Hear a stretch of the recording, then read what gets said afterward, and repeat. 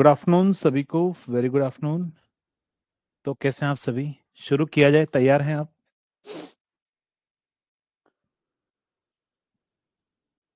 तो कल की क्लास जो है वो एंड क्यों कैसे हो गई थी मैं आपको बताता हूँ। एक्चुअली क्या है, कल थोड़ा सा नेटवर्क चला गया था, मतलब ब्रॉडबैंड कनेक्शन, नेट नहीं आ रहा था, इसकी वजह से क्लास बंद हो गई थी कल। तो अपन वहीं से कंटिन्यू करेंगे। हमारा वोट मीटर कंप्लीट हो चुका था। अब हमें नया जो है वो टॉपिक स्टार्ट करना है। वो हमारे पास में है एनर्जी मीटर।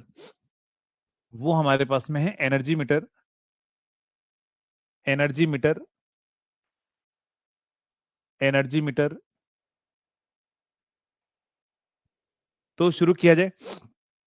जल्दी से बताओ कौन सा इंस्ट्रूमेंट है एनर्जी मीटर? इंडिकेटिंग है, इंटीग्रेटिंग है या रिकॉर्डिंग है? किस टाइप का इंस्ट्रूमेंट है? तो आपको पता होगा घर पर जो है आप एनर्जी मीटर लगा होता है घर के बाहर, तो वो क्या करता है, इस महीने जितना यूनिट निकला है उसमें एड ऑन करता जाएगा। अगर वो एड ऑन करेगा तो समेशन अगर हमें देगा, समेशन का मतलब होता है इंटीग्रेशन, है ना। तो कौन सा इंस्ट्रूमेंट है हमारे पास में? ये है इंटीग्रेटिंग टाइप इंस्ट्रूमेंट है। पहला इंपॉर्टेंट पॉइंट क्या होगा? इंटीग्रेटिंग टाइप इंस्ट्रूमेंट हमारे पास में होगा। एनर्जी मीटर जो होगा वो इंटीग्रेटिंग टाइप इंस्ट्रूमेंट जो है वो हमारे पास में होगा। ये ध्यान रखना किस पर काम करता है? वर्क्स ऑन कहां पर ध्यान रखना? Principle of principle of single phase induction motor. Single phase induction motor के प्रिंसिपल पर ये काम करता है, इसीलिए इसको अपन क्या बोलते हैं? Also cold induction type instrument. Also cold induction type instrument, तो इसी को क्या बोला जाता है? Induction type instrument. Induction type instrument, इसी को अपन क्या बोलते हैं? इंडक्शन टाइप इंस्ट्रूमेंट भी हम इसको बोलकर चलते हैं। किसको ध्यान रखिएगा? एनर्जी मीटर को। किसको ध्यान रखना? एनर्जी मीटर को अपन इंडक्शन टाइप इंस्ट्रूमेंट भी अपन बोलकर चलेंगे। इन एनर्जी मीटर के अंदर हमें फाइंड आउट करना है अगर एनर्जी, तो एनर्जी क्या होता है ध्यान रखिएगा? एनर्जी होता है power into time. Power into time कर लीजिए, नहीं तो वी आई इंटू टी हमारे पास में। अगर ये वी वोल्ट के अंदर है, करंट आई एम्पियर के अंदर है, और टाइम टी अगर सेकंड के अंदर है, अगर मुझे इस आंसर को किलोवाट आवर में लेकर आना है तो क्या करना होगा? ध्यान रखिएगा, V I into T divide by क्या होगा? 1000 इंटू 3600। ये आपको करना होगा, ये आंसर आ जाएगा किलोवाट आवर के अंदर। क्योंकि देखो यहां पर क्या होगा, इसमें आप कोस फाइव भी और मल्टीप्लाई कर दीजिए, कोस फाइव भी और मल्टीप्लाई कर दीजिए, वी आई कोस फाइव और मल्टीप्लाइड विद टाइम टी हमारे पास में होगा। तो ये हो गया एक्टिव पावर। एक्टिव पावर की यूनिट होती है vote.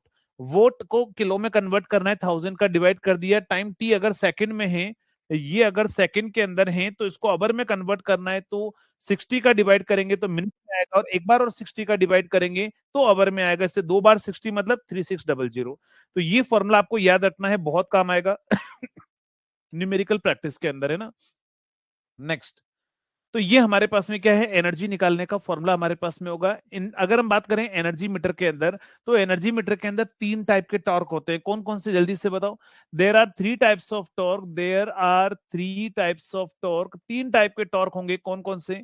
Three types of torque हमारे पास में होंगे। और तीन टाइप के टॉर्क में अगर हम बात करें तो पहला टॉर्क हमारे पास में होगा कौन सा? Driving torque. पहला टॉर्क क्या होगा? ध्यान रखिएगा, ड्राइविंग टॉर्क हमारे पास में होगा।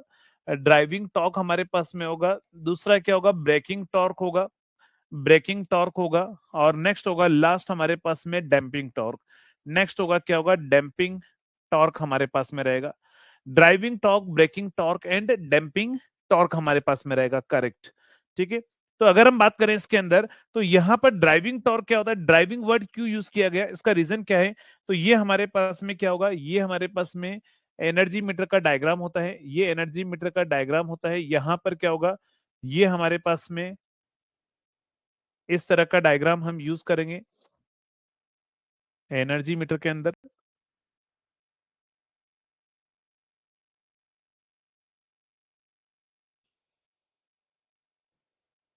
चलिए, तो इसका अगर हम बात करें यहां पर, तो ये हमारे पास में क्या होगा?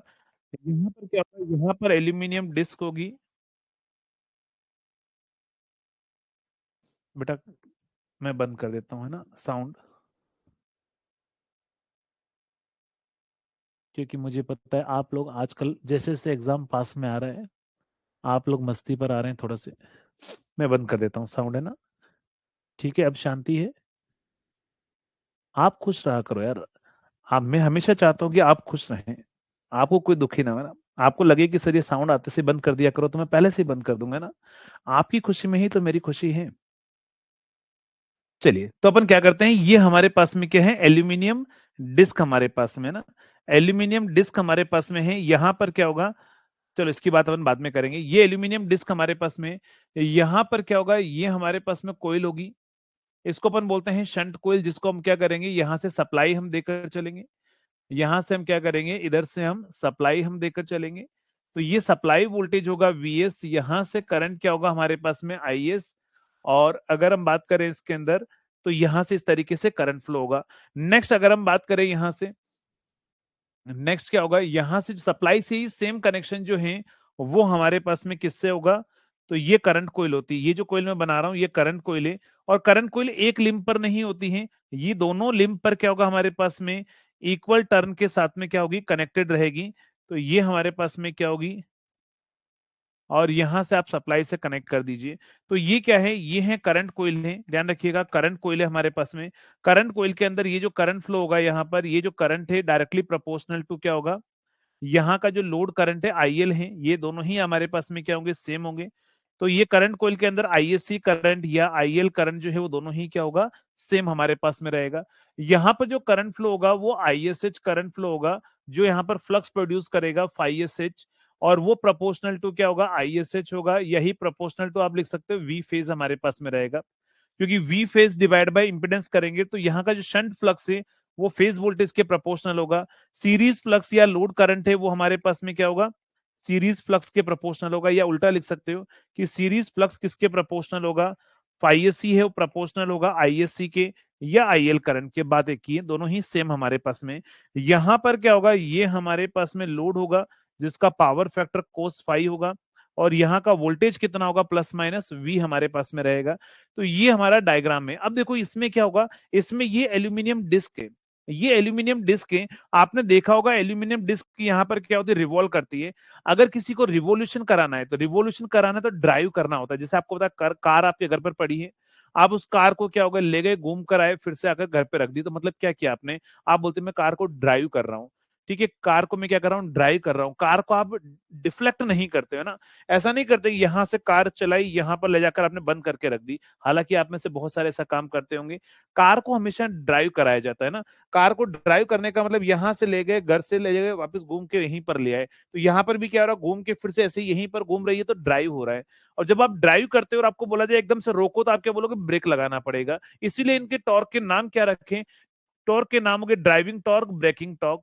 डैम्पिंग टॉर्क क्या होगा, वो हमारे पास में ऑसिलेशन को रिमूव करेगा, या फिर हमारे पास में रेस्पॉन्स को जल्दी से सेटल डाउन करने के लिए हम डैम्पिंग टॉर्क प्रोवाइड करवाते हैं। तो ड्राइविंग टॉर्क कहां से मिलेगा, तो मैंने क्या बोला, पहले ही मैंने आपको बताया था कि ड्राइविंग टॉर्क कहां से मिलता है, जो प्रिंसिपल हम यूज करते हैं। यहां पर प्रिंसिपल कौन सा है, सिंगल फेज इंडक्शन मोटर का प्रिंसिपल है। तो सिंगल फेज इंडक्शन मोटर के प्रिंसिपल से ही यहां पर क्या मिलेगा, टॉर्क मिलेगा। मतलब जैसे सिंगल फेज इंडक्शन मोटर में टॉर्क मिलता है, सेम यहां पर वैसे ही टॉर्क यहां पर भी आपके पास में लगेगा इसके अंदर। नेक्स्ट अगर हम बात करें ब्रेकिंग टॉर्क क्या होगा, ब्रेकिंग टॉर्क के लिए हम क्या करते हैं, तो ये जो एल्यूमिनियम डिस्क है इसके पास में हम परमानेंट मैग्नेट हम यूज करते हैं। ये परमानेंट मैग्नेट जो होती है ना, ये ब्रेकिंग टॉर्क प्रोवाइड करवाने का काम करती है। परमानेंट मैग्नेट जो होगी, ध्यान रखिएगा, परमानेंट मैग्नेट है वो ब्रेकिंग टॉर्क प्रोवाइड करवाने का काम करेगी। तो यहां से अगर आपसे बोल दिया जाए कि बताओ ड्राइविंग टॉर्क कहां से मिलेगा, तो ड्राइविंग टॉर्क जो है वो हमें मिलेगा कहां से, वो हमें मिलेगा फ्रॉम द प्रिंसिपल। तो यहां पर लिख देना इसके अंदर, it is obtain from, it is obtain from, it is obtained from principle, it is obtained from principle used, principle used. और ये क्या काम होगा, ये रिवॉल्यूशन के लिए रेस्पॉन्सिबल होगा ना, इसकी वजह से हमारी डिस्क रिवॉल्व करेगी। तो नेक्स्ट पॉइंट लिख देना, it is responsible for, it is responsible for, responsible for, responsible for revolution, revolution in disc, revolution in disc. तो यहां पर क्या होगा, हमारे पास में रेस्पॉन्सिबल होगा रिवॉल्यूशन के लिए, क्या होगा, रिवॉल्यूशन के लिए रेस्पॉन्सिबल होगा। नेक्स्ट ड्राइविंग टॉर्क के बाद में अगर हम बात करें, तो यहां पर नेक्स्ट आएगा ब्रेकिंग टॉर्क। क्या होगा, ब्रेकिंग टॉर्क। तो ब्रेकिंग टॉर्क क्या काम करेगा, डिस्क को स्टॉप करवाने का काम करेगा। लेकिन अगर आपको एग्जाम में क्वेश्चन पूछ ले कि बताओ डिस्क में स्टडी स्टेट रिवॉल्यूशन का काम कौन करता है, अगर हम बात करें स्टडी स्टेट रिवॉल्यूशन का काम कौन करता है, तो क्या आंसर होगा हमारे पास में, आंसर होगा ब्रेकिंग टॉर्क। ये रिवॉल्यूशन का काम करता है, बट स्टडी स्टेट रिवॉल्यूशन इसकी वजह से नहीं आता है। स्टडी स्टेट रिवॉल्यूशन हमारे पास में कौन करेगा, ब्रेकिंग टॉर्क जो है वो स्टडी स्टेट रिवॉल्यूशन का काम करेगा, है ना। चलिए, तो यहां से अगर हमारे पास में क्या होगा, it is responsible for responsible for it is responsible for steady state revolution.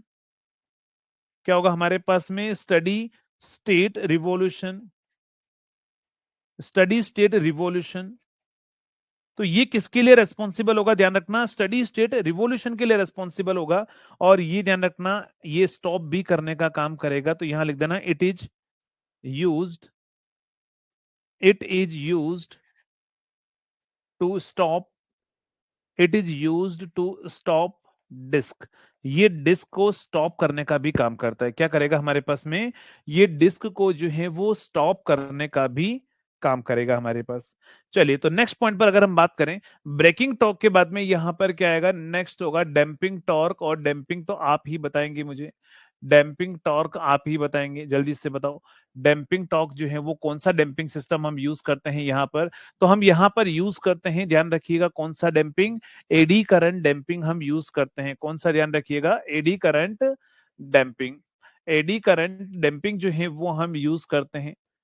Eddy current damping हम यहाँ पर क्या करते हैं, यूज करते हैं, किसके अंदर, एनर्जी मीटर के अंदर। चलिए, वेरी गुड। अब यहां पर आपके पास में एक वर्ड आता है इसके अंदर, एनर्जी मीटर के अंदर, वो आपने वर्ड बहुत बार सुना होगा, क्रीपिंग एरर। क्या सुना होगा आपने, क्रीपिंग एरर।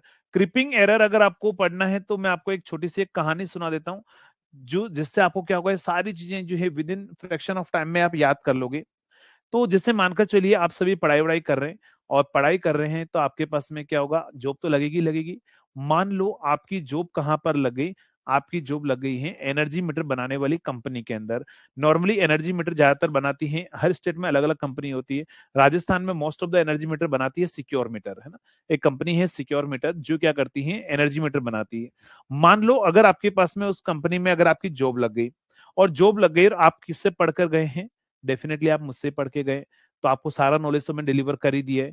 मैंने आपको बोल दिया कि अगर आपको एनर्जी मीटर बनाना है तो आपको क्या करना होगा, एक शंट कॉइल यूज करना पड़ेगा।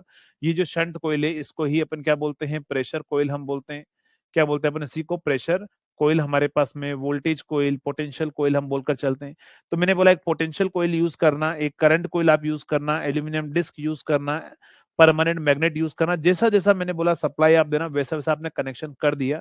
और अगर आपने कनेक्शन कर दिया तो क्या होगा आपके पास में, आपने गवर्नमेंट को बोल दिया कि ठीक है मैंने एनर्जी मीटर बना लिए।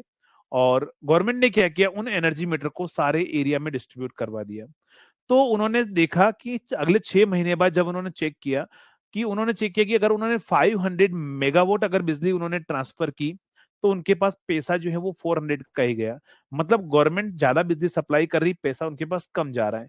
तो बताओ गवर्नमेंट क्या करेगी, गवर्नमेंट को एक ही शक होगा, या तो शक होगा कि कहीं ना कहीं बिजली चोरी हो रही है, या कहीं ना कहीं हो सकता है कि एनर्जी मीटर खराब है। तो पहले वो क्या करते हैं, उस एरिया में सब कुछ चेक करवाते हैं कि कहीं कोई बिजली चोरी तो नहीं हो रही है। तो वहां पर क्या हुआ, पता लगता है कि कोई बिजली चोरी नहीं हो रही। तो फाइनली वो क्या करते हैं, इस एनर्जी मीटर को क्या करते हैं, वो टेस्टिंग करवाते हैं। तो टेस्टिंग में पता लगता है कि ये जो मीटर है और वो हमारे पास में कम मेजर कर रहा है। अब आप सोचिए कि आप ऐसा एनर्जी मीटर उनको बनाकर दे रहे हैं जो कम मेजर कर रहा है, यानी सप्लाई ज्यादा हो रहा है और मेजर कम कर रहा है, तो कंपनी क्या करेगी, कंपनी लात मार के बाहर निकाल देगी आपको। और जब कंपनी अगर आपको पनिश करेगी, निकालेगी, तो आप जाओगे कहाँ, कहीं नहीं, आप मेरे पास ही आओगे फिर से। तो आपने मुझे आकर बोला कि सर ये एनर्जी मीटर जैसा जैसा आपने बोला वैसा वैसा हमने बना लिया, लेकिन फिर भी पता नहीं इसमें ये दिक्कत आ रही कि ये मीटर कम मेजर कर रहा है।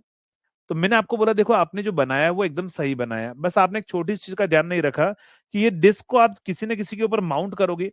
जब यहाँ माउंट करोगे और जब ये रिवॉल्व होगी तो यहाँ पर फ्रिक्शन होगा ना।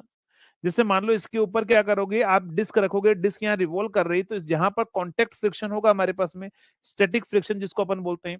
तो वो फ्रिक्शन होगा और उस फ्रिक्शन की वजह से डिस्क को जितना स्पीड पर रिवॉल्व होना होगा वो उससे थोड़ी सी कम स्पीड पर रिवॉल्व करेगी। इसकी वजह से आपका जो मीटर है वो थोड़ा सा कम मेजर कर रहा है, क्योंकि डिस्क इस फ्रिक्शन की वजह से कम मेजर कर रही है। तो फिर आपने बोला कि सर अब क्या कर सकते हैं ये बताइए। तो मैंने बोला एक काम करो, अगर फ्रिक्शन की वजह से कम मेजर कर रही है, थोड़ा टॉर्क बढ़ा दो इसके ऊपर।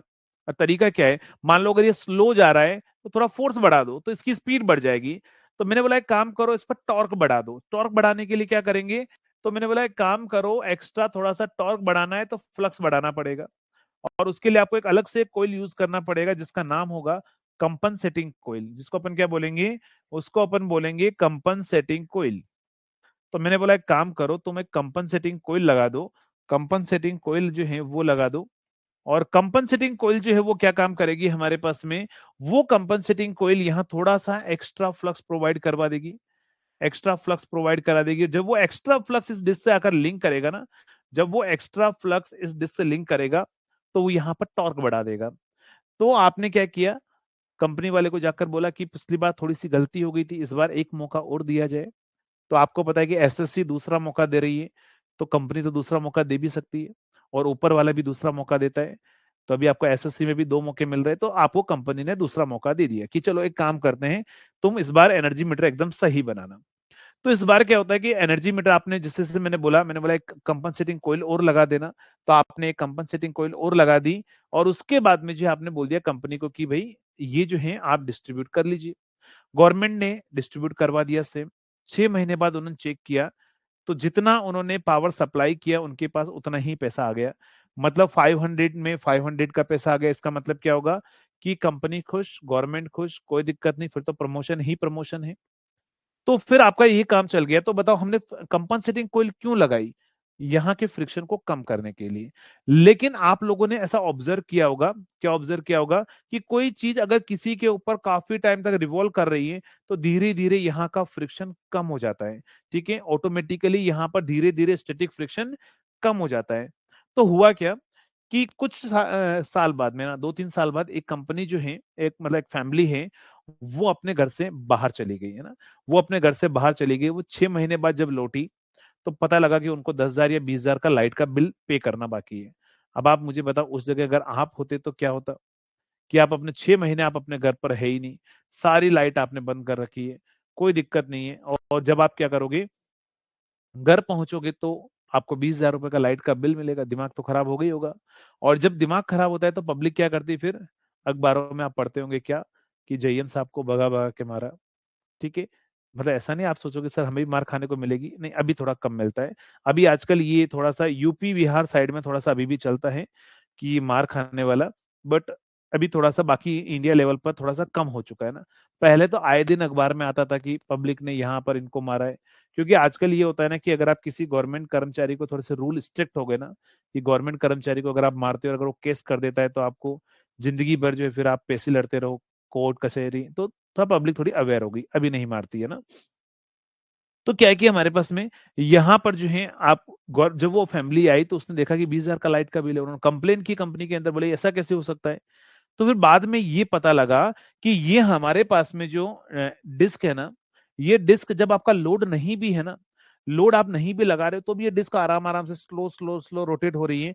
और स्लो स्लो रोटेशन की वजह से क्या होगा, नो लोड कंडीशन पर भी ये रीडिंग मेजर कर रही है। किसकी वजह से, कंपनसेटिंग कॉइल की वजह से। क्योंकि मैंने बोला फ्रिक्शन तो कम हो चुका होगा, फ्रिक्शन कम हो गया लेकिन फ्लक्स अभी भी है, तो ये फ्लक्स टॉर्क लगाएगा, और ये टॉर्क लगाएगा तो डिस्क हमारे पास में क्या होगी, रिवॉल्व करेगी।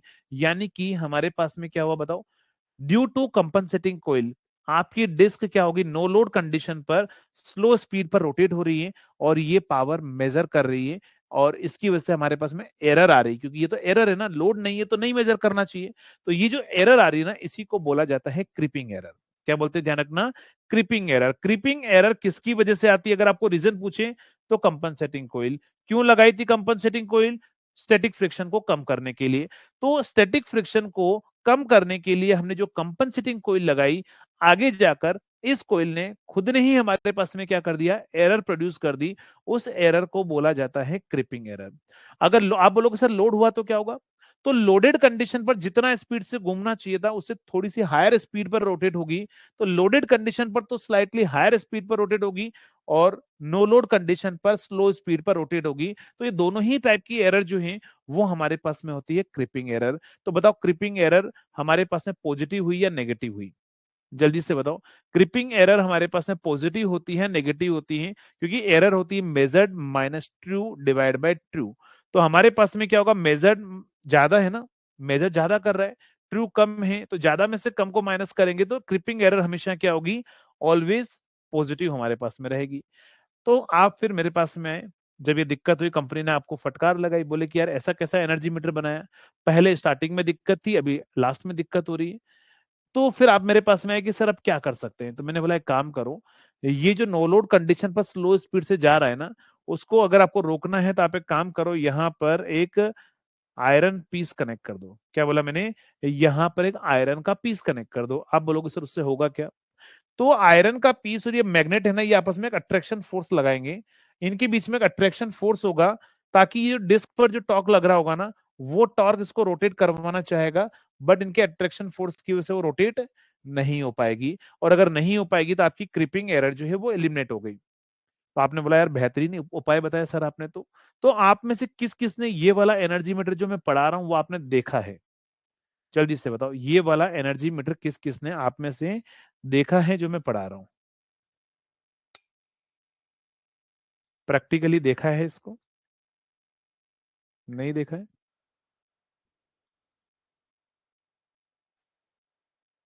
देखा है बहुत सारों ने। अरे बहुत सारों को पुराने घर में अभी भी लगा होगा। अगर आपने पुराना घर अपना नहीं तोड़वाया होगा ना, तो वहीं पर लगा होगा, जाकर देख लेना। इस तरह का एनर्जी मीटर है ना, मैं आपको दिखा देता हूँ फोटो से, थोड़ा सा आपको याद रहेगा।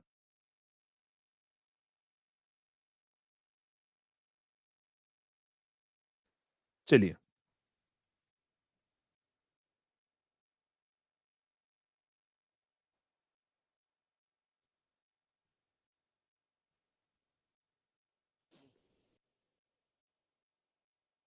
ये वाला एनर्जी मीटर,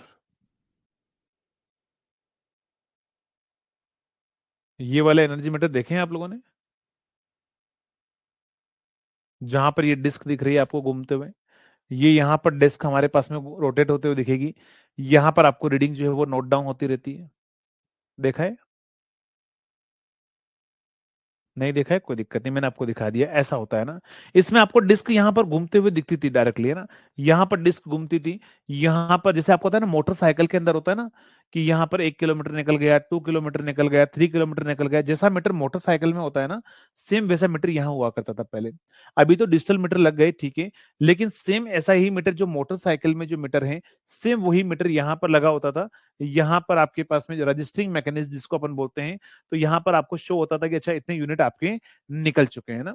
तो सेम मीटर जो है हमारे पास में यहाँ हुआ करता था। तो फिर क्या हुआ कि हमारे पास में ये जो काम चल ही रहा था, इस काम के बीच में आपके एक दोस्त ने, जो आपके साथ में काम कर रहा था इस प्रोजेक्ट में, उसने जाकर अपने दोस्त को बता दिया। क्या बोला? कि भाई मैंने क्या काम किया है, मैंने जो है यहाँ पर ये जो डिस्क है, इस डिस्क के ऊपर यहाँ पर मैंने क्या किया, आयरन का पीस रखा हुआ है। ये आयरन का पीस क्यों रखा हुआ है कि ये आयरन का पीस जो है वो क्या करेगा, ये हमारे पास में एयर को एलिमिनेट करेगा। तो फिर क्या हुआ, पब्लिक को धीरे धीरे बात पता लग गई।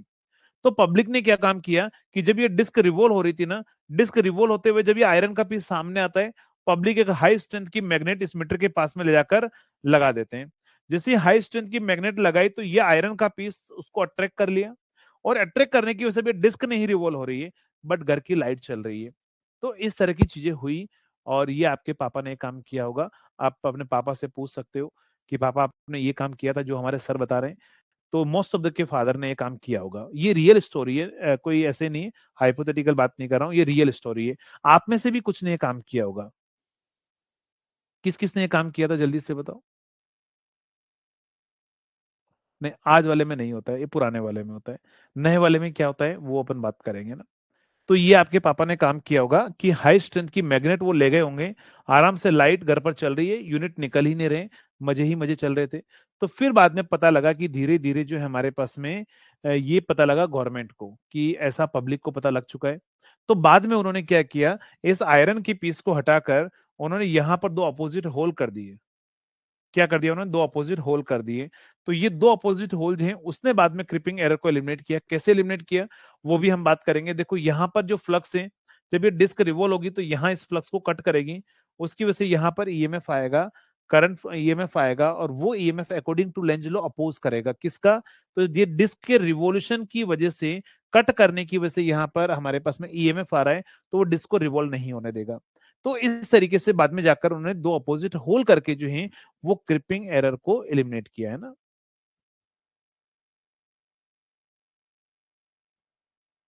अच्छा सही, दो अपोजिट होल है ना। चलिए, तो अब आप मुझे बताएंगे यहां पर सबसे पहले आप मुझे बताओ कि ये क्रिपिंग एरर आने का रीजन क्या है। क्रिपिंग एरर आने का रीजन क्या है, तो क्रिपिंग एरर आने का रीजन है कंपनसेटिंग कोइल। ये कंपनसेटिंग कोइल क्यों लगाई, तो यहाँ के फ्रिक्शन को कम करने के लिए। कौन सा फ्रिक्शन है सर, स्टैटिक फ्रिक्शन है ना। स्टैटिक फ्रिक्शन को कम करने के लिए हम यहाँ पर जो है वो कंपनसेटिंग कोइल लगाते हैं, यही क्रिपिंग एरर के लिए रेस्पॉन्सिबल होती है। नेक्स्ट, क्रिपिंग एरर को एलिमिनेट करने के लिए हम क्या करते हैं, तो क्रिपिंग एरर को एलिमिनेट करने के लिए हम दो अपोजिट होल करते हैं, और या फिर आयरन पीस हम यूज करते हैं ना। ये पुराने वाले एनर्जी मीटर के अंदर इस तरीके से हुआ करता था, है ना। ठीक है, कैसे होल से एलिमिनेट होगा, देखो जब ये डिस्क रिवॉल्व होगी तो इस होल में ये वाला फ्लक्स कट करेगा, तो कट करेगा तो यहाँ पर ईएमएफ आएगा। लेंज ने क्या बोला कि अगर ईएमएफ आया तो वो अपने कारण का अपोज करेगा, वो नहीं होने देगा।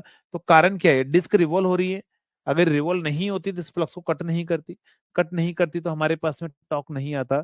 इसीलिए हमारे पास में यहाँ पर जो डिस्क को रिवॉल्व नहीं होने देगा, जो हमारे पास में ईएमएफ इंड्यूस होगा वही है ना, वो नहीं होने देगा हमारे पास में। तो चलिए यहां पर आप पॉइंट लिखेंगे इसके अंदर, क्रिपिंग एरर क्या है हमारे पास में, क्रिपिंग एरर क्या होती है हमारे पास में, तो यहां पर लिख दीजिएगा, the slow rotation during no load condition, no load condition, no load condition, the disc will rotate, disc will rotate, disc will rotates at, कहां पर ध्यान रखना, low speed, at slow speed लिख दो, slow speed, slow speed during no load condition disc will rotate, कहां पर, disc हमारे पास में स्लो स्पीड पर हमारे पास में रोटेट होगी। बट आगे नेक्स्ट पॉइंट क्या होगा हमारे पास में, at loaded condition, at loaded condition, loaded condition disc rotates, disc rotates at कहां पर, slightly higher speed, slightly higher speed, disc rotates कहां पर, at slightly higher speed, this is called, so आगे लिख देना, so error will produced, so error will produced, produced, this is called, this is called, क्या बोलते हैं अपन उसको, creeping error. क्या बोलते हैं अपन उसको, क्रिपिंग एरर। तो उसी को बोला था क्रिपिंग एरर।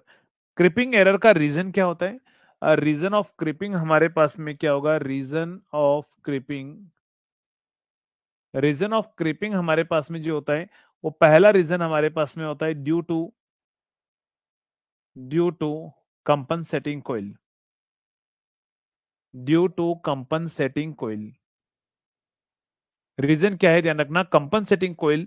और कंपनसेटिंग कोइल क्यों लगाते हैं, to overcome the static friction, है ना। Due to compensating coil, compensating coil provided to overcome, to overcome static friction, to overcome static friction. इसके अलावा और भी रीजन होते हैं हमारे पास में, और भी रीजन होता है वोल्टेज फ्लक्चुएशन, वोल्टेज फ्लक्चुएशन, उससे भी हमारे पास में क्या होता है, वोल्टेज फ्लक्चुएशन। नेक्स्ट हमारे पास में थर्ड क्या होगा हमारे पास, तो क्या होगा, वोल्टेज फ्लक्चुएशन भी होगा हमारे पास में, स्टैटिक फ्रिक्शन होगा, लास्ट होगा हमारे पास में मैकेनिकल वाइब्रेशन। क्या होगा, मैकेनिकल वाइब्रेशन, मैकेनिकल वाइब्रेशन है ना। तो मैकेनिकल वाइब्रेशन है, वो भी हमारे पास में क्या होगा, एक रीजन होगा। मैकेनिकल वाइब्रेशन भी हमारे पास में क्या होगा, एक रीजन होगा। अगर आपसे बोल दिया जाए रेमेडी, रेमेडी मतलब उपचार, या फिर क्या होगा, method to eliminate, method to eliminate, method to eliminate creeping, method to eliminate creeping कैसे एलिमिनेट करते हैं, तो यहां पर लिख दीजिएगा two opposite hole, two diametrically opposite hole, two opposite hole are made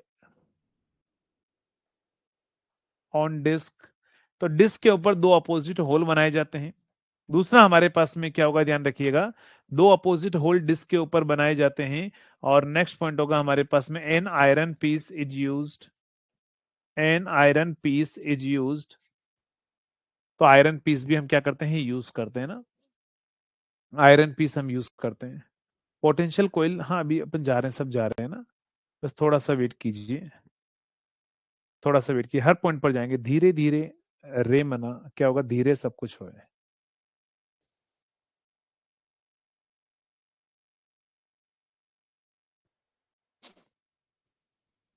चलिए, तो बहुत सारे स्टूडेंट बोल रहे थे, बोले सर आप क्रैश कोर्स भी उसी तरीके, क्रैश कोर्स में भी ऐसा फील नहीं आ रहा है कि क्रैश कोर्स पढ़ा रहे हैं, आप लगभग सारी चीजें कवर कर ले रहे हैं। तो देखो, मैं जब भी खड़ा होता हूँ ना कहीं पर भी, तो मेरा ये मन करता है कि यार मैं जो है वो सब कुछ चाहे कम टाइम में डिलीवर करूं, लेकिन सारी चीजें मैं डिलीवर कर लूं, ताकि जो है फाउंडेशन कोर्स जब आप पढ़ चुके हो और इस वीडियो को सामने चालू करके अपने नोट्स को सामने रख दोगे ना, तो भी लाइन टू लाइन लगभग आप मैच कर दोगे कि हर एक पॉइंट मैंने इसमें भी लिख दिया है ना।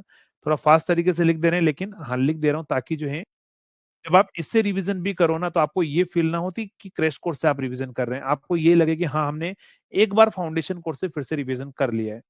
तो आपके लिए बेस्ट रहेगा, और ऐसा ही आपको लग रहा होगा।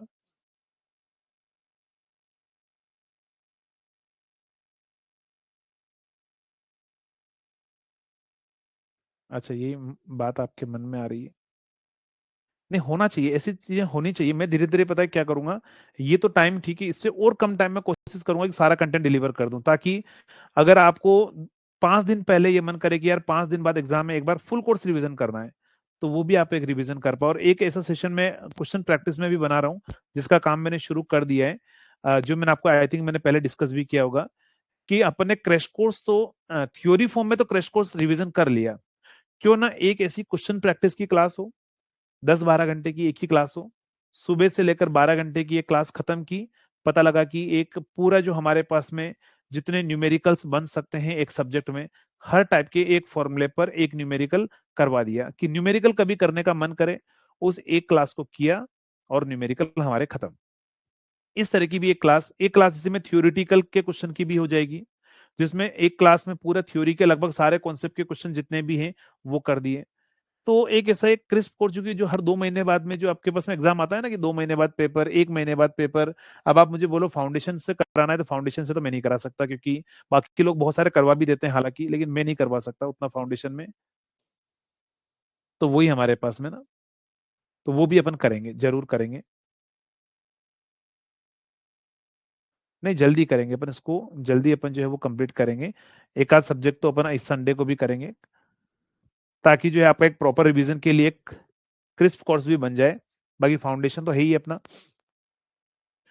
चलिए, तो अगर हम बात करें, यहां पर आपसे पूछेगा, क्या पूछेगा ध्यान रखना, किसी भी डिस्क में कितने रिवॉल्यूशन होंगे, number of revolution, number of revolution, number of revolution किसी भी डिस्क में जो होंगे डायरेक्टली प्रोपोर्शनल टू होते हैं, ध्यान रखना। किसके ऊपर डिपेंड करता है, एनर्जी कंज्यूम, एनर्जी कंज्यूम, जो डिस्क जितनी एनर्जी कंज्यूम करेगी उसी के ऊपर डिपेंड करेगा कि कितने रिवॉल्यूशन जो है वो हमारे पास में हो सकते हैं ना।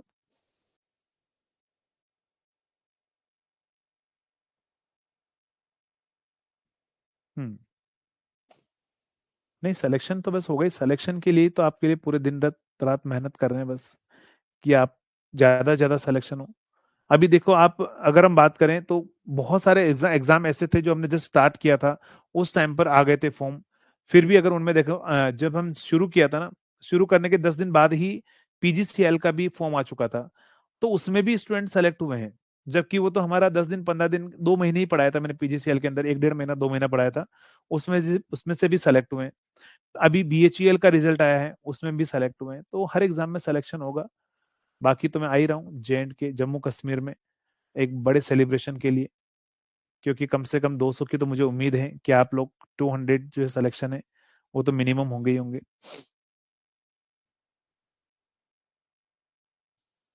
चलो, तो अगर हम बात करें यहाँ पर, तो नंबर ऑफ रिवॉल्यूशन जो होगा वो एनर्जी कंज्यूम के प्रोपोर्शनल रहेगा। तो रिवॉल्यूशन की अगर हम बात करें, रिवॉल्यूशन जो होगा यहाँ पर प्रोपोर्शनल जब आप हटाओगे ना तो के आ जाता है, के इंटू एनर्जी हमारे पास में आ जाएगा। और के क्या होता है हमारे पास में, के होता है मीटर कांस्टेंट, जो होता है रिवॉल्यूशन, रिवॉल्यूशन डिवाइड बाय क्या होगा, एनर्जी। क्या होगा हमारे पास में, रिवॉल्यूशन डिवाइड बाय क्या होगा, एनर्जी हमारे पास में रहेगा। तो रिवॉल्यूशन डिवाइड बाय एनर्जी जो होता है ना वो हमारे पास में क्या होगा, ध्यान रखना, वो होगा मीटर कांस्टेंट। ये के जो होता है ना मीटर कांस्टेंट होता है। आप मुझे बताएंगे यूनिट क्या होगी, मीटर कांस्टेंट की यूनिट क्या होगी, मीटर कांस्टेंट की यूनिट क्या होगी हमारे पास में, मीटर कांस्टेंट की यूनिट क्या है। हाँ, पंजाब में भी जरूर आएंगे, सब जगह आएंगे, सब जगह आएंगे। चलो, यूनिट ऑफ मीटर कांस्टेंट की यूनिट क्या होगी इसकी, तो रिवॉल्यूशन पर एनर्जी किसमें होती है, किलोवाट आवर में ना, तो रिवॉल्यूशन पर किलोवाट आवर जो है ये हमारे पास में क्या होगी, यूनिट ऑफ मीटर कांस्टेंट हमारे पास में रहेगी, revolution per kilowatt our. Correct, एकदम सही आंसर है, रिवॉल्यूशन पर किलोवाट आवर। तो अब आपके पास में क्या करेगा एग्जामिनर, पता है एग्जामिनर एग्जाम में क्वेश्चन क्या पूछेगा, आपसे बोल दिया जाएगा an household energy meter, household energy meter, household energy meter has meter constant of, meter constant of household energy meter makes, meter constant of, meter constant of, meter constant of 1000 revolution per kilowatt hour, full stop. The meter makes, the meter makes, the meter makes 90 10 revolution, 10 revolution, 10 revolution in 40 second, find load in kilowatt। चलो solve करो इस question को, क्या answer आएगा।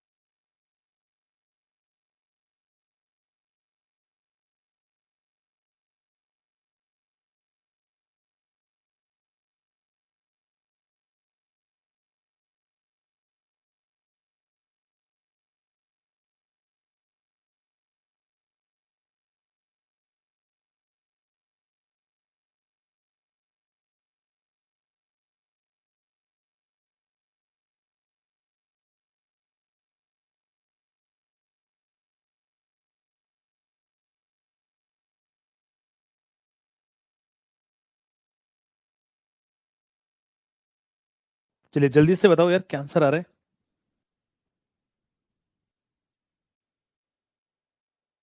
क्या answer आ रहा है।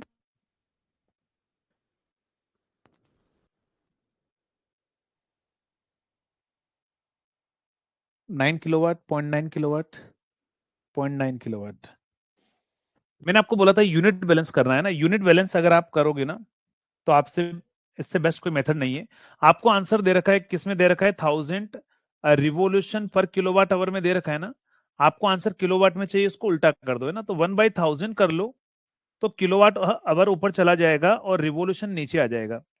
अब देखो रिवोल्यूशन नहीं चाहिए, तो कितने रिवोल्यूशन दे रखे हैं मैंने आपको, 10 रिवोल्यूशन दे रखे हैं, मल्टीप्लाई कर लो, तो 1/1000 10 रिवोल्यूशन से मल्टीप्लाई कर लो, अब ये बचेगा किलोवाट आवर, तो आवर का डिवाइड कर दो, 40 सेकंड को आवर में कन्वर्ट कर लो, तो 40 सेकंड को आवर में कन्वर्ट करने के लिए 3600 का डिवाइड कर लो, तो 40 डिवाइड बाय 3600, तो ये आंसर बच जाएगा किलोवाट के अंदर बस। तो यानी कि 3600 को आप ऊपर ले जाइए, 40 को नीचे ले आइए, और ये आंसर बचेगा किलोवाट के अंदर। तो ये 1 2 3 से 30 कैंसिल हो गए हमारे पास में, तो यहां से कितना आ जाएगा, 9.9 आंसर आ रहा है, करेक्ट, 0.9 किलोवाट, वेरी गुड। चलिए, तो 0.9 किलोवाट जो है वो हमारे पास में एकदम सही आंसर रहेगा। 0.9 किलोवाट जो है वो आपका एकदम सही आंसर है ना। चलिए नेक्स्ट बात करते हैं अगले पर। अगला क्वेश्चन जो है वो आपको एग्जामिनर क्या पूछेगा, आपको अगला क्वेश्चन एग्जामिनर ऐसा क्वेश्चन पूछ लेगा, आपसे बोल दिया जाएगा an energy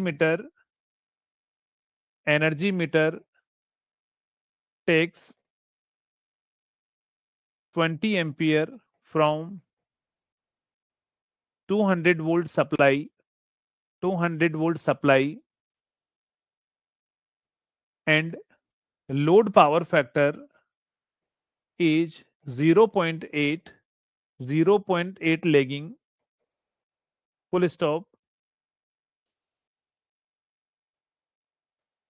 The number of revolution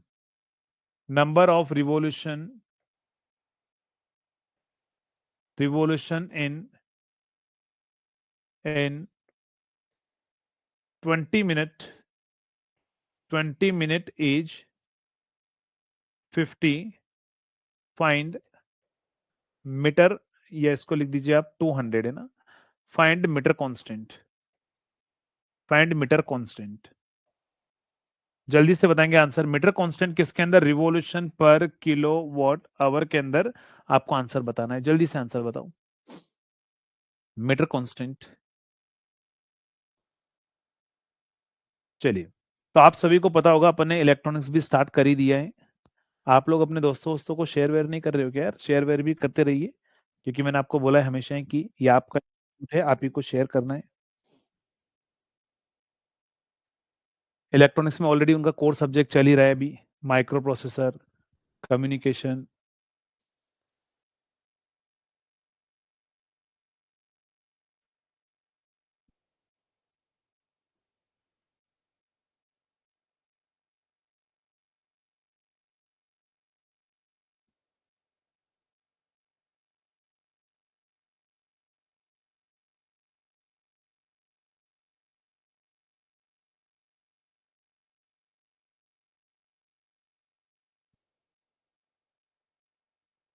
क्या आंसर आ रहा है, मीटर कांस्टेंट कितना होगा, तो मीटर कांस्टेंट देखो आंसर मैंने क्या बोला, यूनिट बैलेंस करना, पहले तो आप एनर्जी निकाल लो, एनर्जी निकाल लो, एनर्जी क्या होगी, V I cos phi into time T divide by जो भी आपको करना है 1000 इंटू, इस बार 60 करना है, क्यों बताओ, क्योंकि टाइम मैंने आपको मिनट में दिया है ना, ये मिनट में दिया, एम आई एन करना है ना, मिनट।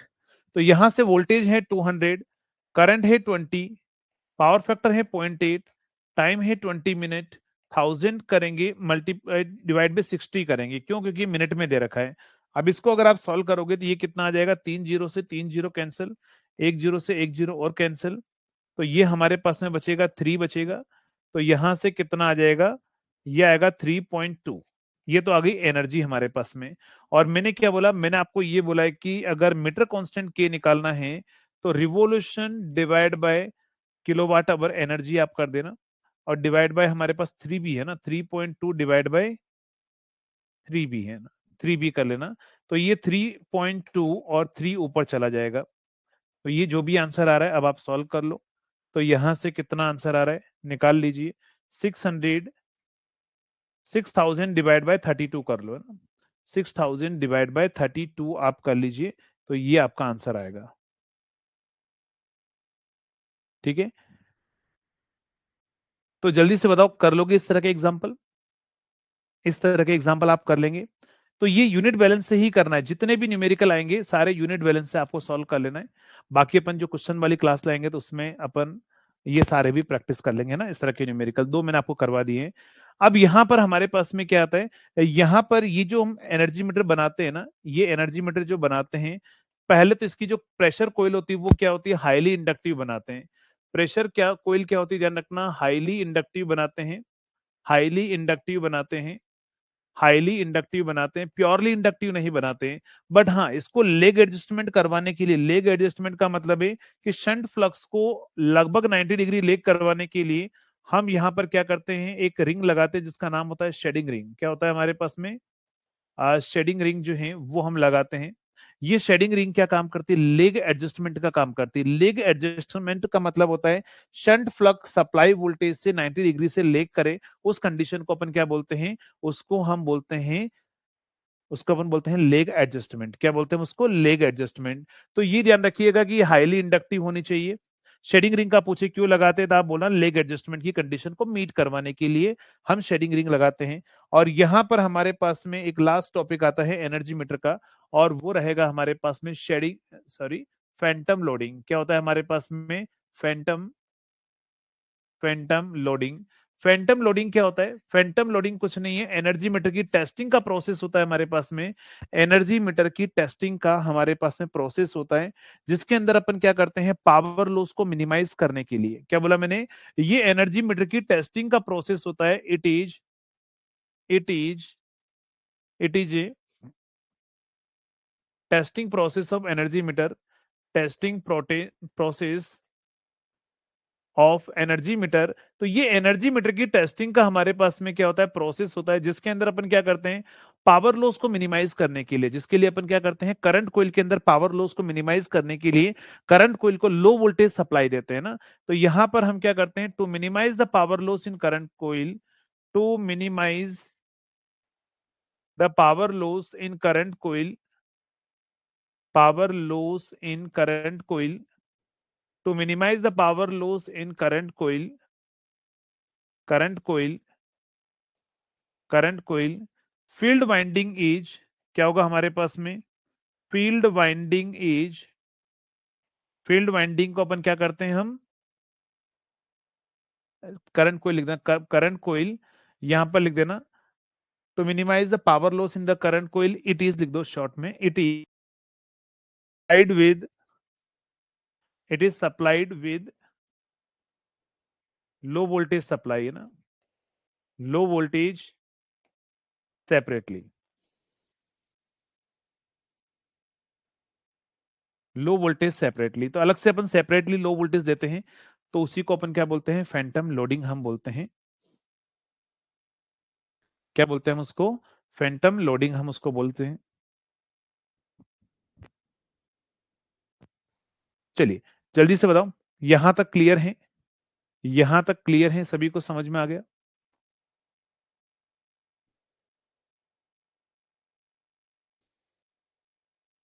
चलिए फास्ट तरीके से रिप्लाई करोगे। तो यहां तक एनर्जी मीटर जो है वो हमारा कंप्लीट है। यहां तक एनर्जी मीटर कंप्लीट है। ध्यान रखना क्रिपिंग एरर ऑलवेज पॉजिटिव होती है। क्रिपिंग एरर जो है वो हमारे पास में क्या होती है, ऑलवेज पॉजिटिव होती है। चलिए, तो अभी थोड़ा सा मुझे काम है, तो क्लास तो स्टॉप नहीं कर रहे हैं, मैं आपको ब्रेक दे रहा हूं, ठीक है। 15 मिनट का ब्रेक है। 15 मिनट बाद अपन जो है वो स्टार्ट करेंगे नया चैप्टर, और वो रहेगा एरर एनालिसिस, है ना। एरर एनालिसिस स्टार्ट करेंगे 3:15 पर, है ना। तभी आप चाय वाय पी लीजिए, फिर हम स्टार्ट करते हैं आगे ना।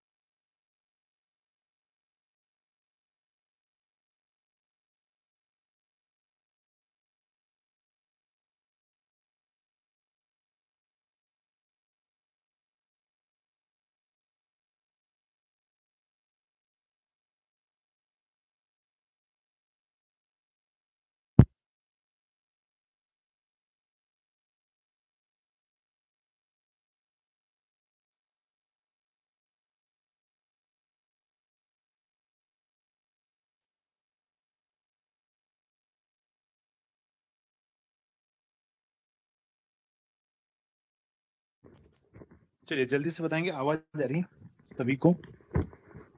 थोड़ा सा आपको इंतजार करना पड़ा है।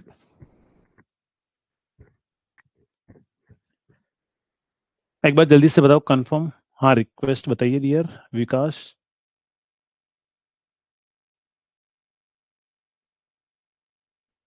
पावर सिस्टम में फॉल्ट के बारे में क्लास नहीं है, ऐसे मत करो यार। कोई बोले सर पावर सिस्टम में फॉल्ट के बारे में आपने नहीं पढ़ाया। बाकी से बताओ, जिससे बोल रहे हैं जिनको पढ़ाया नहीं पढ़ाया। चलिए, और टाइम क्यों लगाता वो भी मैं आपको बता देता हूँ, क्योंकि मैंने आपको बोला ना हमेशा कि ये आपकी कोचिंग है और आपको हर एक चीज के बारे में जानने का पूरा हक है। तो आपको सभी को पता होगा हमने इलेक्ट्रॉनिक्स भी स्टार्ट कर ही दिया है, और इलेक्ट्रॉनिक्स भी स्टार्ट कर दिया, तो आपको पता है कि इलेक्ट्रिकल में इतनी सारी क्लासेस रहती है, प्लस एड ऑन इलेक्ट्रॉनिक्स और उनके कोर सब्जेक्ट। तो हम फाइनली क्या कर रहे हैं कि एक फैकल्टी लॉन्च करने वाले हैं, मोस्ट प्रोबेबली कल ही लॉन्च करेंगे। तो वो सर आए थे तभी उनसे बात कर रहा था मैं। तो इलेक्ट्रॉनिक्स के जो सब्जेक्ट हैं, ताकि ईएमएफटी, अभी आपको पता है आपके एग्जाम भी आ रहे हैं, तो ईएमएफटी भी वो आपको जल्दी पढ़ा देंगे। और डेफिनेटली जो भी इलेक्ट्रॉनिक्स का फैकल्टी है उनको ज्यादा नॉलेज होता है एज कम्पेयर टू इलेक्ट्रिकल का। ईएमएफटी का अगर आपकी बात करें, कम्युनिकेशन की अगर हम बात करें, डेटा कम्युनिकेशन की अगर हम बात करें, एनालॉग ईडीसी की बात करें, मैं तो पढ़ा ही रहा हूँ, मैंने तो पढ़ाई ही है आपको, लेकिन उन सर का भी आपको कंटेंट मिल ही जाएगा, ताकि जो है, नहीं नो ब्रेक कर देंगे, आज तो सर आए थे मिलने के लिए। तो जल्दी से बताओ आप सभी कितने एक्साइटेड हैं उन सर के बारे में जानने के लिए, और गेस करके बताओगे किसको ला सकता हूं मैं, ताकि जो है वो सब्जेक्ट आपके इलेक्ट्रिकल के जो लीस्ट इंपॉर्टेंट सब्जेक्ट होते हैं, बट हाँ इलेक्ट्रॉनिक्स के मोस्ट इंपॉर्टेंट सब्जेक्ट होते हैं, तो वो इलेक्ट्रॉनिक्स के फैकल्टी आपको पढ़ा दें, तो वो आपके लिए तो बेस्ट ही रहेगा और अपने लिए भी बेस्ट रहेगा, ताकि जो चीजें हैं आपकी थोड़ी सी हेम्पर जा रही थी कभी कभार। नहीं, चंदन सर तो कभी पढ़ा देंगे, चंदन सर तो ऑलरेडी है ही है। चंदन सर तो कभी भी डिजिटल पढ़ा देते हैं, वो नहीं आ रहे हैं, वो परमानेंटली थोड़ी ना आ रहे हैं, परमानेंटली नहीं है। एक और सर हैं, ठीक है, चंदन सर नहीं, चंदन सर थोड़ी ना छोड़ के आएंगे यार, वहां पर उनको वैसे ही खूब मिल रहा है, वो नहीं छोड़ के आए, वो तो कभी भी ऐसे ही एज ए हेल्प के लिए, दोस्त के खातिर वो आ जाते हैं पढ़ाने के लिए जब भी टाइम मिलता है उनको तब। ठीक है, तो बहुत जल्दी बस आपको मिलवाएंगे, कल ही मिलवा सकते हैं, मे बी मोस्ट प्रोबेबली है कल ही आपको मिलवा सकता हूँ, और नहीं तो हो सकता है मंडे को देख लेते हैं, बट चांस ट्राई करेंगे कल ही आपको मिलवा दें। ठीक है, चलिए, तो सस्पेंस है ये, अब आप ही गेस कीजिएगा कौन कौन है, किसको मिलाएंगे। इसको अपन नॉन स्टॉप भी रखेंगे, आज वो थोड़ा सा सर मिलने आ गए इसलिए थोड़ा सा ब्रेक हो गया है, बाकी नॉन स्टॉप ही चल रही थी हमारी, बिना काम तो मैं स्टॉप करता भी नहीं हूँ। चलिए, तो बात करते हैं, स्टार्ट करते हैं, नया चैप्टर जो है वो हमारे पास में रहेगा error analysis. Error analysis, error analysis. चलिए, एरर एनालिसिस। अच्छा, कुछ हिंट देना है? अरे कल मिलवा ही देंगे। चंदन सर कहाँ पर परमानेंट है? चंदन सर जीएफजी में काम करते हैं, gigs for gigs computer science की हमारे पास एक कंपनी है, उसमें काम करते हैं। चलो, अरे इलेक्ट्रिकल के फैकल्टी नहीं आ रहे, इलेक्ट्रिकल में मैं ही पढ़ाऊंगा, टेंशन मत लो, इलेक्ट्रिकल के सारे सब्जेक्ट में ही आपको पढ़ाऊंगा, वो नहीं आ रहे इलेक्ट्रॉनिक्स के सब्जेक्ट के लिए ना। क्या बोल रहे हो? चलो, तो आगे बढ़ते हैं अपन। नेक्स्ट पॉइंट क्या होगा हमारे पास में, एरर एनालिसिस की अगर हम बात करें, तो एरर एनालिसिस जो है वो हमारे पास में क्या होगा, एरर क्या होती है, ध्यान रखिएगा, एक एम जो है वो क्या होता है हमारे पास में, measured value, measured value, measured value. अच्छा, आप बोल रहे हो कौन है, बता दो।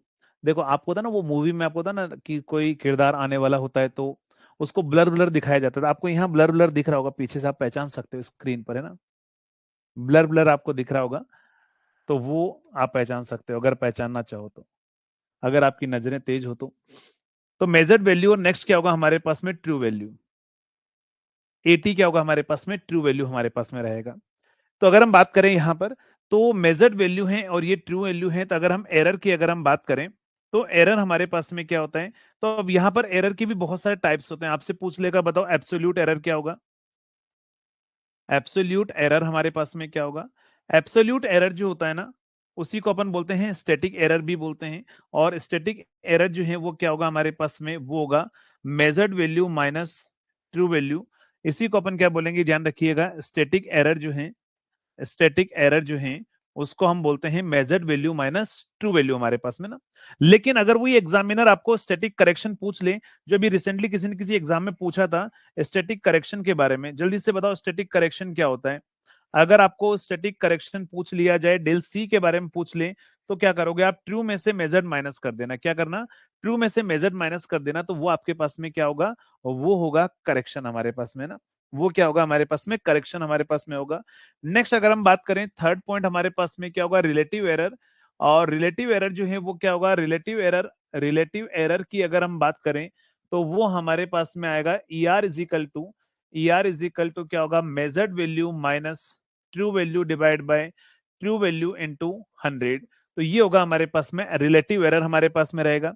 रिलेटिव एरर के बाद में इसी को आप ये भी बोल सकते हो परसेंटेज, परसेंटेज के लिए आप 100 से मल्टीप्लाई कर देना, इसी को आप परसेंटेज लिमिटिंग एरर भी बोलते हैं। क्या बोलते हैं अपने इसी को, परसेंटेज लिमिटिंग एरर भी बोल सकते हैं। परसेंटेज लिमिटिंग एरर का फॉर्मूला भी यही होता है।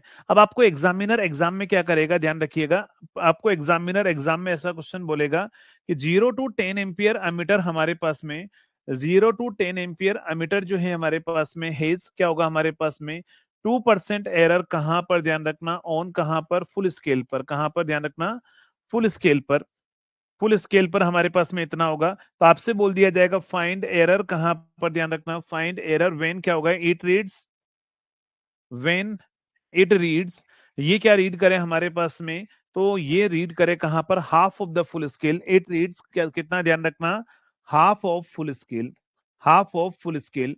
अगर मान लो फुल स्केल का हाफ अगर रीड करे तो बताओ कितनी एरर होगी हमारे पास में, क्या आंसर आएगा। तो कुछ नहीं करना, बहुत सिंपल क्वेश्चन है। किस पर एरर दे रखा, फुल स्केल पर, 10 पर 2% है तो 10 को 2 से मल्टीप्लाई कर लो। किस पर निकालना है, हाफ पर ना, तो इसका हाफ कितना होगा 5, तो ये कितना आएगा हमारे पास में 4% है ना, 4% हमारे पास में रहेगा, क्या रहेगा, 4% हमारे पास में रहेगा।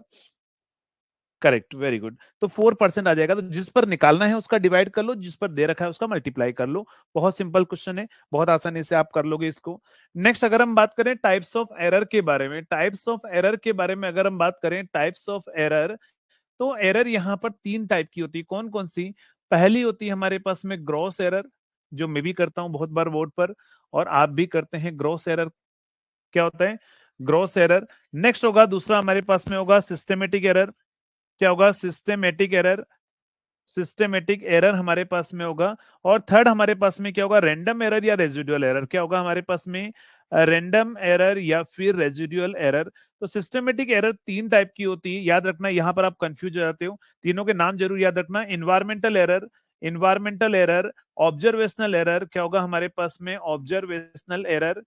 और नेक्स्ट होगा इंस्ट्रूमेंटल एरर। क्या होगा, इंस्ट्रूमेंटल एरर हमारे पास में। तो यहां पर 3 टाइप की एरर होगी,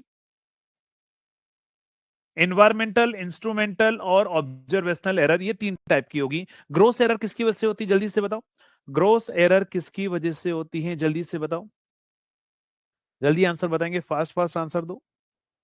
क्या हो गया, कोई बात मुझे बताओ यार, मैं भी थोड़ा हंस लेता हूं। Gross error, gross error, gross error किसकी वजह से होती है, तो आपकी वजह से और मेरी वजह से। किसकी वजह से, ध्यान रखना, आपकी वजह से और मेरी वजह से, मतलब ड्यू टू ह्यूमन एरर। ही क्या होगी हमारे पास में, ह्यूमन एरर होगी। लिखने में, पढ़ने में अगर आप एरर कर देते हो, ह्यूमन एरर हमारे पास में क्या होगी, ह्यूमन एरर जो है वो किस में आती है, ग्रॉस एरर के अंदर आती है।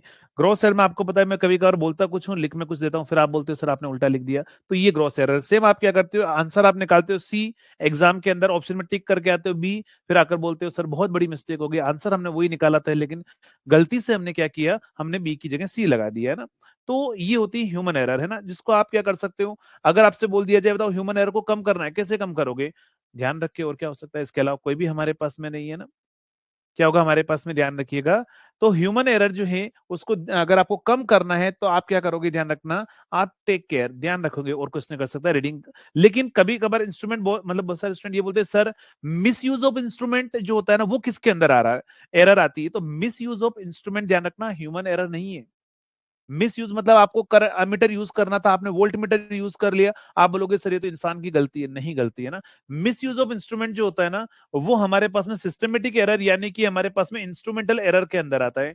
इंस्ट्रूमेंटल एरर के अंदर काउंट किया जाएगा उसको। मिस यूज ऑफ इंस्ट्रूमेंट जो है वो ह्यूमन एरर नहीं होती है, वो इंस्ट्रूमेंटल एरर होती है। क्या होगा हमारे पास में, मिस यूज ऑफ इंस्ट्रूमेंट है ना, मिस यूज ऑफ इंस्ट्रूमेंट जो है वो हमारे पास में रहेगा, वो रहेगा किसके अंदर, तो वो आएगा हमारे पास में इंस्ट्रूमेंटल एरर के अंदर। इन्वायरमेंटल एरर जो है आपको ऑलरेडी मैं बता चुका हूं, टेम्परेचर की वजह से एरर आ रही होगी, तो वो हमारे पास में टेम्परेचर, प्रेशर, कुछ भी हमारे पास में इन्वायरमेंटल कंडीशन के चेंज होने की वजह से एरर आती है। ऑब्जर्वेशनल एरर जो होती है वो पैरेलैक्स एरर होती है।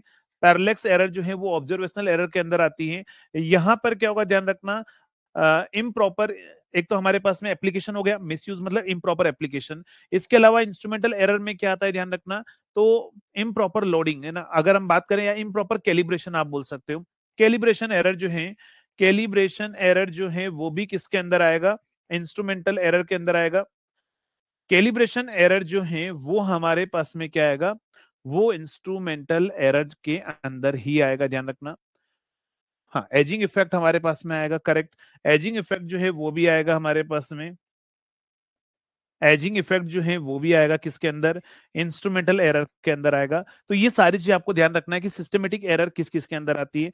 और अगर आप ग्रॉस एरर का पूरा ध्यान रखो, सिस्टमेटिक एरर का पूरा ध्यान रखो, फिर भी इंस्ट्रूमेंट में कुछ ना कुछ एरर हमेशा प्रेजेंट होती है, जिसको हम नॉर्मल इफेक्ट से, अपन नॉर्मल प्रोसेस से हम एलिमिनेट नहीं कर सकते। जिसको एलिमिनेट करना है तो हमें स्टेटिकल एरर एनालिसिस करना होता है, और वो एरर कहलाती है रेजिडुअल एरर या रैंडम एरर। क्या होगा हमारे पास में, रेजिडुअल एरर जो है, residual error, residual error, residual error या फिर क्या होगा रैंडम एरर हमारे पास में होगी, जो ऑलवेज रिमेन प्रेजेंट। क्या होगा हमारे पास में, ऑलवेज रिमेन प्रेजेंट। क्या होगा, ऑलवेज रिमेन प्रेजेंट। हमारे पास में कोई भी एक एरर जो है वो हमेशा जो प्रेजेंट रहे इंस्ट्रूमेंट के अंदर, वो क्या कहलाएगी हमारे पास में, वो कहलाएगी हमारे पास में रेजिडुअल एरर या फिर रैंडम एरर हमारे पास में होगी, जो रैंडमली कभी भी आ सकती है इंस्ट्रूमेंट के अंदर, जिसका कोई समय नहीं है, जब आपके पास अभी भी एरर आ जाए, बाद में आ जाए, कभी भी आ सकती है ना। चलिए, तो इसको एलिमिनेट करना पड़ेगा, ध्यान रखना। अगर इसको एलिमिनेट करना है तो हम क्या करते हैं, स्टेटिकल एरर एनालिसिस करते हैं। क्या करते हैं, statical error analysis. Statical error analysis जो है वो हम करते हैं, स्टेटिकल एरर एनालिसिस वो हम करते हैं किसके अंदर, रैंडम या फिर रेजिडुअल एरर के अंदर। नेक्स्ट, अब हम बात करते हैं अगले पॉइंट पर। टाइप्स ऑफ एरर के अंदर हमारे पास में हो चुका है, 3 टाइप की हमारे पास में एरर होगी। नेक्स्ट, अगर मैं बात करूं यहां पर characteristics of instrument, characteristics of instrument, characteristics of instrument के अंदर क्या आएगा, पहली कैरेक्टरिस्टिक्स होगी हमारे पास में एक्यूरेसी एंड प्रिसीजन। यहां से क्वेश्चन आता ही आता है, एक्यूरेसी एंड प्रिसीजन। एक्यूरेसी को वन वर्ड में बताएंगे, जल्दी से बताओ, एक्यूरेसी को वन वर्ड में अपन क्या बोलते हैं, वन वर्ड, इसकी जो फुल डेफिनेशन होती है उसको वन वर्ड में अपन क्या बोलेंगे, एक्यूरेसी। एक्यूरेसी, एक्यूरेसी क्या होता है, it is the degree of closeness with which an instrument reading approaches to the true value of quantity. ये होती है बड़ी सी डेफिनेशन है ना। कंफर्मिटी टू ट्रुथ होता है हमारे पास में शॉर्ट में ना।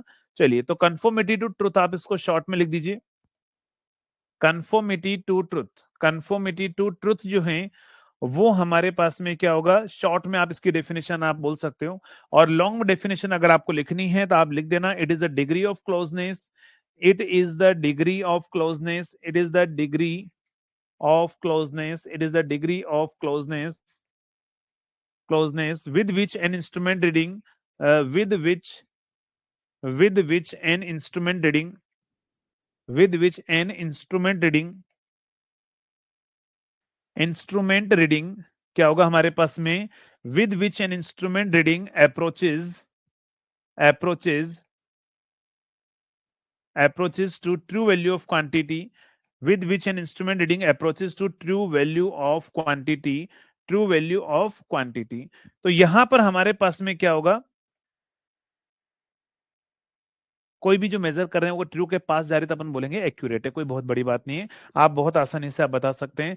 नेक्स्ट होगा प्रिसीजन, वन वर्ड बताएंगे प्रिसीजन का, जल्दी से बताओ, प्रिसीजन, प्रिसीजन, प्रिसीजन का जो हमारे पास में वन वर्ड क्या होगा, तो प्रिसीजन को अपन बोलते हैं रिपीटेबिलिटी, क्या बोलते हैं अपन उसको, रिपीटेबिलिटी, क्या बोलते हैं अपन, रिपीट करने की एबिलिटी जो होती है उसको अपन बोलते हैं रिपीटेबिलिटी।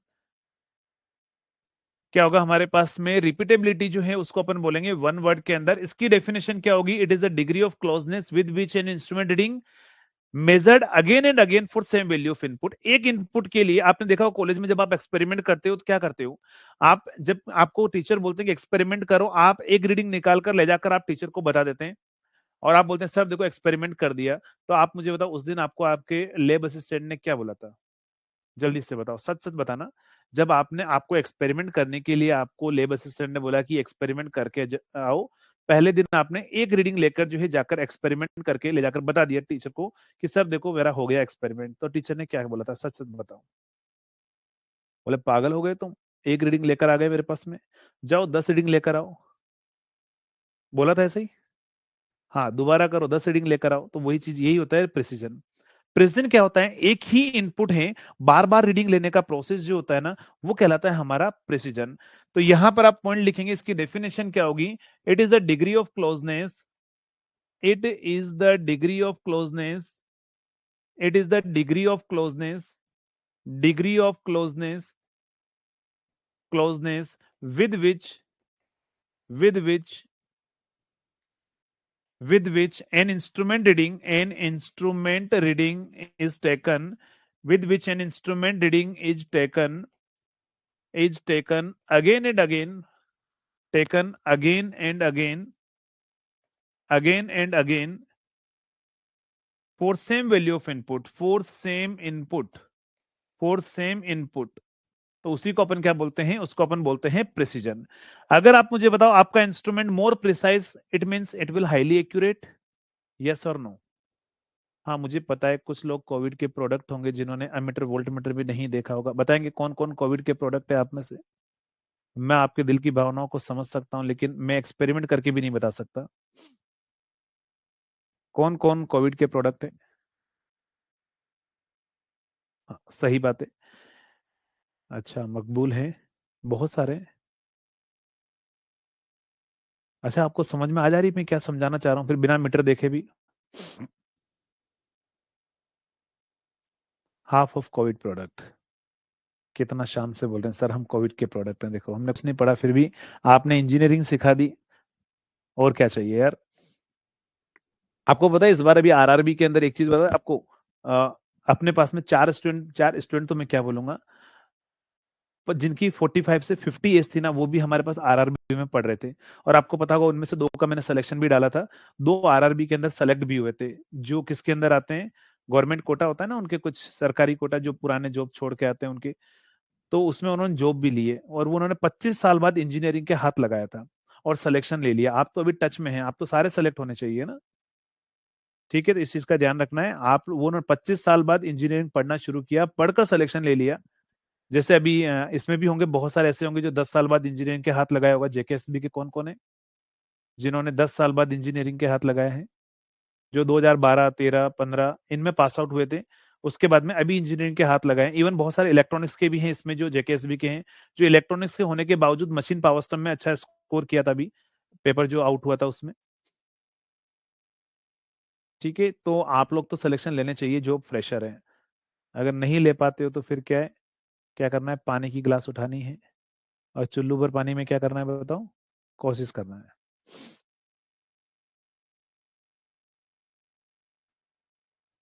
अच्छा दुकान पर जाकर देखा था, चलिए कोई नहीं, तो यहाँ पर आ जाओ।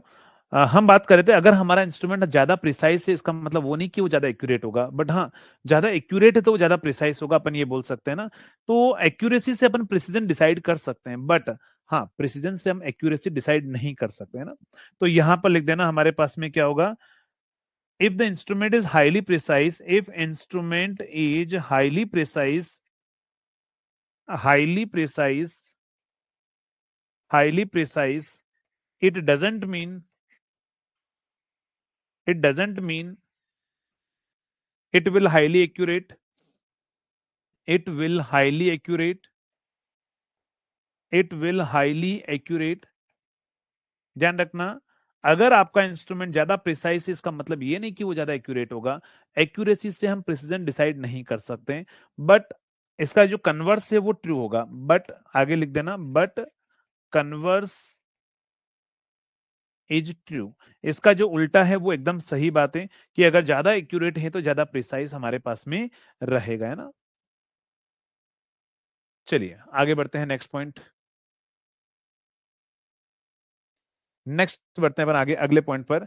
प्रिसीजन के बाद में अगर हम बात करें तो हमारे पास में आएगा sensitivity, sensitivity and resolution, sensitivity and resolution, sensitivity and resolution, sensitivity and resolution. अगर आपसे बोल दिया जाए सेंसिटिविटी क्या होता है, आपसे क्या बोलेगा, सेंसिटिविटी क्या होता है, तो ध्यान रखना चेंज इन आउटपुट क्या होगा, change in output divide by क्या होगा, चेंज इन इनपुट। क्या होगा हमारे पास में, change in output divide by change in input का जो रेशियो होता है वही सेंसिटिविटी होता है। मतलब del Q naught, del Q naught divide by del Q I, तो ये क्या होगा हमारे पास में सेंसिटिविटी होगा। नेक्स्ट हमारे पास में क्या आएगा, रिजोल्यूशन जो है वो क्या होगा, रिजोल्यूशन, रिजोल्यूशन क्या होता है हमारे पास में, इनपुट के अंदर वो स्मॉलेस्ट चेंज, छोटा से छोटा चेंज जिसको हम मेजर कर पाए। अच्छा एक और चीज ध्यान रखना, आपको यहां पूछेगा बताओ डिजायरेबल या अनडिजायरेबल, तो सेंसिटिविटी, रिजोल्यूशन, हमारे पास में क्या होगा, एक्यूरेसी, प्रिसीजन, ये सारे डिजायरेबल क्वांटिटी है ना। ये प्रिसीजन जो है वो डिजायरेबल होता है, ध्यान रखना। डिजायरेबल क्वांटिटी हमारे पास में होता है, ये भी क्या होगा ध्यान रखिएगा। ये भी एक्यूरेसी भी क्या होगा, ये भी डिजायरेबल होती है, हम चाहते हैं ऐसा होना चाहिए। क्या होगा हमारे पास में, ये भी क्या होगा डिजायरेबल, ये भी क्या होगा डिजायरेबल हमारे पास में रहेगा। और यहां पर क्या होगा, ये दोनों भी क्या होंगे ध्यान रखना, डिजायरेबल होंगे। डिजायरेबल क्वांटिटी मतलब हम चाहते हैं ऐसा होना चाहिए हमारे पास में। रिजोल्यूशन क्या होगा ध्यान रखिएगा, smallest change in input, smallest change in input, smallest change in input that can be measured by instrument, that can be measured by instrument, that can be measured by instrument, instrument is called resolution, is called resolution. क्या होगा हमारे पास में, smallest change in input, input के अंदर जो smallest change है ना उसी को अपन क्या बोलते हैं, उसको हम बोलते हैं रिजोल्यूशन, हम बोलकर चलते हैं ना। तो ये भी हमारे पास में ध्यान रखना, रिजोल्यूशन इनपुट का स्मॉलेस्ट चेंज होगा हमारे पास में ना। नेक्स्ट अगर हम बात करें यहां पर, नेक्स्ट पॉइंट पर आएगा, रिजोल्यूशन के बाद में हमारे पास में आएगा रिप्रोड्यूसिबिलिटी, रिप्रोड्यूसिबिलिटी,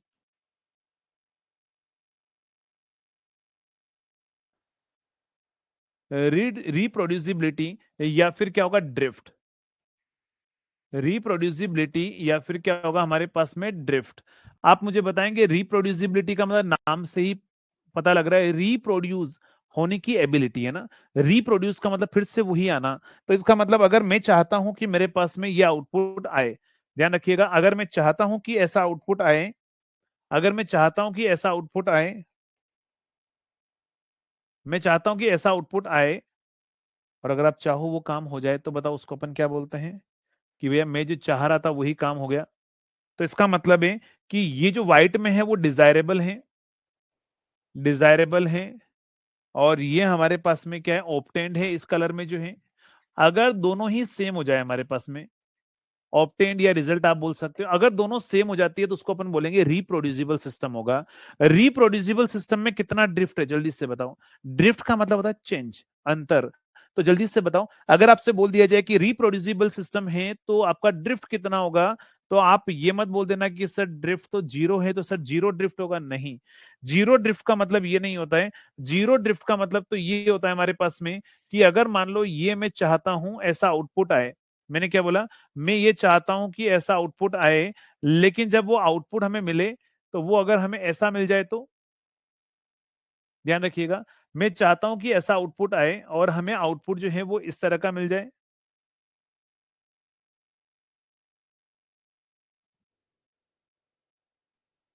चलिए, मैं चाहता हूं कि इस तरह की कैरेक्टरिस्टिक्स आनी चाहिए, लेकिन जीरो पर चेंज आ रहा है, देखो जीरो पर इतना चेंज आ रहा है, तो ये होता है जीरो ड्रिफ्ट, ध्यान रखिएगा। जीरो ड्रिफ्ट का मतलब है जीरो पर चेंज होना, और नो ड्रिफ्ट का मतलब होता है कोई चेंज नहीं होना, नो ड्रिफ्ट। तो एग्जाम में कभी भी अगर आपसे पूछ लिया जाए कि परफेक्ट रिप्रोड्यूसिबल सिस्टम हैज, तो ऑप्शन में नो ड्रिफ्ट लगाना, जीरो ड्रिफ्ट मत लगाना, है ना। तो ये हमारे पास में क्या है, ये है परफेक्ट रिप्रोड्यूसिबल सिस्टम। क्या होगा, perfect reproducible system, reproducible reproducible system has, perfect reproducible system has no drift. क्या होगा हमारे पास में, परफेक्ट रिप्रोड्यूसिबल सिस्टम में कोई ड्रिफ्ट नहीं होगा, लेकिन जीरो ड्रिफ्ट अलग होगा। ये जीरो ड्रिफ्ट होता है। सेंसिटिविटी ड्रिफ्ट बनाना है तो क्या होगा, ऐसा बनेगा, ध्यान रखिएगा, सेंसिटिविटी ड्रिफ्ट ऐसा बनेगा कि जीरो पर कोई चेंजेस नहीं है, जीरो पर कोई चेंजेस नहीं है, बट हाँ सेंसिटिविटी, ये क्या होगा, ये लाइन होगी सेंसिटिविटी ड्रिफ्ट। सेंसिटिविटी ड्रिफ्ट हमारे पास में होगा जिसमें आगे जाकर चेंज होना। और जोनल ड्रिफ्ट हमारे पास में क्या होता है, तो ये होगा जोनल ड्रिफ्ट, जीरो पर भी चेंज होना और आगे भी चेंज होना। मैं इसको अलग अलग बना देता हूं, कैरेक्टरिस्टिक्स।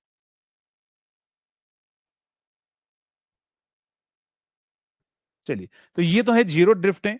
अगर सेंसिटिविटी ड्रिफ्ट की अगर वो बात करें ना, तो सेंसिटिविटी ड्रिफ्ट जो है वो कुछ इस तरह का होगा, और जोनल ड्रिफ्ट जो है वो हमारे पास में कुछ ऐसा होगा। जोनल ड्रिफ्ट मतलब हम चाहते हैं कि हमारे पास में ऐसा आउटपुट आए।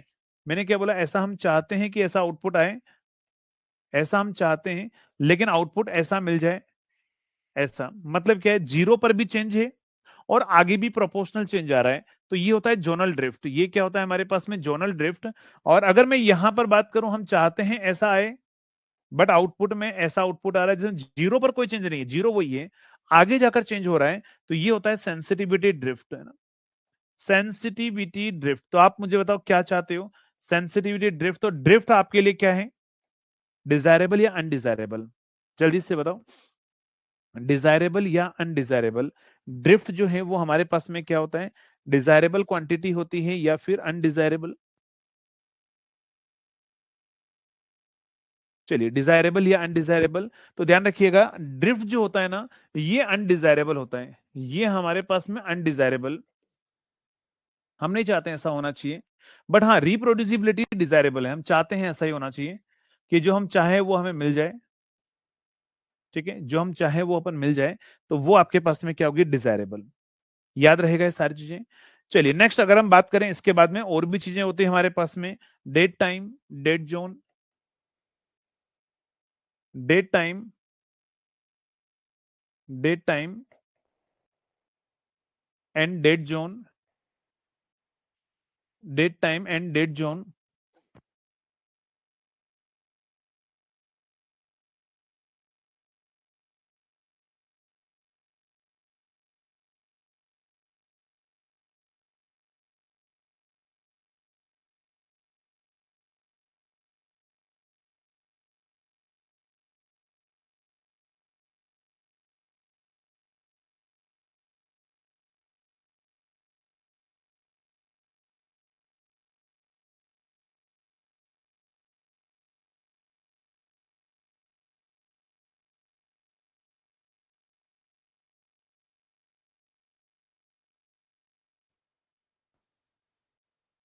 चलिए, तो आगे बढ़े।